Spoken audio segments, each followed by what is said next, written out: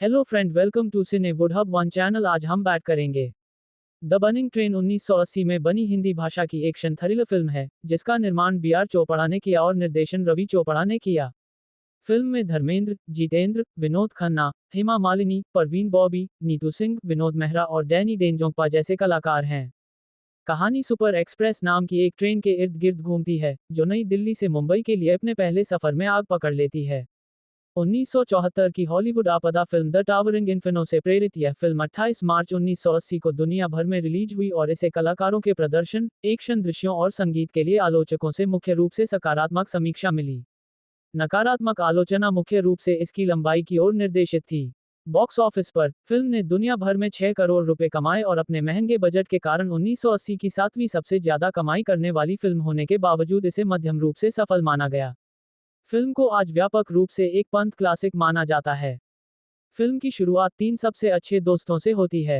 अशोक एक अमीर व्यापारी का बेटा है और उसे कारों का शौक है, जबकि विनोद और रणधीर को ट्रेनों का शौक है। वे सभी बड़े होकर रेलवे इंजीनियर बनते हैं और देश की सबसे तेज चलने वाली ट्रेन बनाने का सपना देखते हैं। अशोक को सीमा से प्यार हो जाता है और विनोद को शीतल से। शीतल विनोद से शादी करती है और राजू नाम के लड़के को जन्म देती है। एक दिन विनोद, जो अब एक शीर्ष रेलवे इंजीनियर है, को नई दिल्ली और मुंबई के बीच एक सुपर फास्ट एक्सप्रेस ट्रेन बनाने का ठेका मिलता है। राकेश उसका सहायक है। हारने वाला इंजीनियर और शीतल का पूर्व प्रेमी रणधीर बदला लेने की कसम खाता है और चला जाता है। त्रासदी तब होती है जब अशोक को खबर मिलती है कि उसके पिता सेठ धर्मदास ने अपने व्यापार में घाटे के बाद आत्महत्या कर ली है। सीमा उसे धोखा देती है और निराश अशोक भटक जाता है। 6 साल की कड़ी मेहनत के बाद विनोद ट्रेन बनाने में सफल हो जाता है। अपने काम पर इतना ज्यादा ध्यान देने की वजह से उसकी शादी पर असर पड़ता है। ट्रेन की पहली यात्रा से एक दिन पहले शीतल विनोद को अपनी सालगिरह की पार्टी में लाने की कोशिश करती है, लेकिन वह मना कर देता है और ट्रेन की यात्रा की तैयारी करना चुनता है। अलग थलग पड़ी शीतल विनोद को अपने बेटे राजू के साथ ट्रेन में छोड़कर अपनी मां के पास चली जाती है। ट्रेन दिल्ली से बॉम्बे तक का सफर 14 घंटे में पूरा करती है।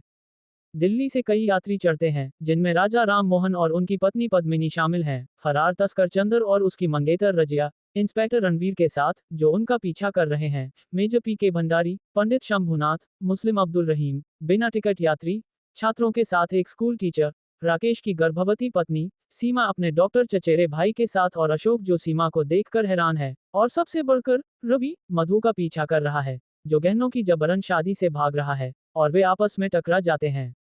रणधीर ट्रेन को एस्कॉर्ट करता है। ऐसा प्रतीत होता है कि उसका कोई नुकसान करने का इरादा नहीं है, लेकिन बाद में वह वैक्यूम ब्रेक को तोड़ देता है और जाने से पहले चुपके से इंजन रूम में बम लगा देता है। सीमा की जांच करने के बाद अशोक भी चला जाता है। वह रणधीर से मिलता है और उसके साथ जाता है जब वह अपनी भीषण योजना का खुलासा करता है। इसके तुरंत बाद अशोक दौड़कर ट्रेन पकड़ता है, लेकिन तब तक बहुत देर हो चुकी होती है। आधे रास्ते में बम फट जाता है और ड्राइवरों की मौत हो जाती है और कारवां बिना ब्रेक के आगे बढ़ जाता है। घबराए हुए विनोद और रेलवे बोर्ड यात्रियों को बचाने की पूरी कोशिश करते हैं। विनोद सफलतापूर्वक ऑल इंडिया रेडियो के माध्यम से यात्रियों से बात करता है और आपातकालीन ब्रेक लगाने का तरीका बताता है। इसलिए अशोक, रवि और गार्ड उस्मान अली साहसी प्रयास के साथ इंजन की ओर बढ़े।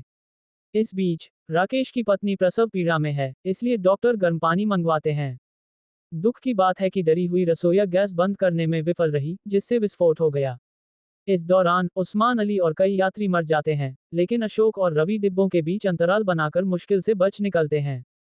नतीजतन अशोक सीमा के विश्वासघात को समझता है, क्योंकि उसकी विकलांगता के कारण दुर्घटना में उसका अंग कट गया था, और वे सुलह कर लेते हैं।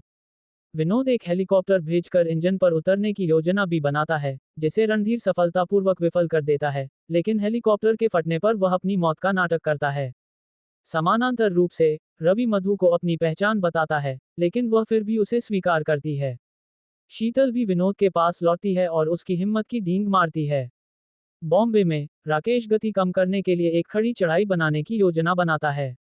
उससे आगे अंतिम दौड़ के रूप में निडर विनोद सुपर एक्सप्रेस में एक डिब्बे से दूसरे डिब्बे में अग्निरोधक सूट और डायनामाइट के साथ पहुंचकर जोखिम में पड़ जाता है। जल्द ही विनोद, अशोक और रवि आग को पार करते हैं जहां रणधीर इंतजार कर रहा होता है, जिसे वे रोकते हैं। इधर विनोद को पता चलता है कि अगर इंजन से कपलंग को उड़ाने की अशोक की योजना को अंजाम दिया गया तो सभी सिस्टम विफल हो जाएंगे और पटरी से उतरने का खतरा पैदा हो जाएगा। बॉम्बे रेलवे स्टेशन पर इंजन दुर्घटनाग्रस्त हो जाता है और उसमें विस्फोट हो जाता है, लेकिन डिब्बे धीमे हो जाते हैं और रुक जाते हैं।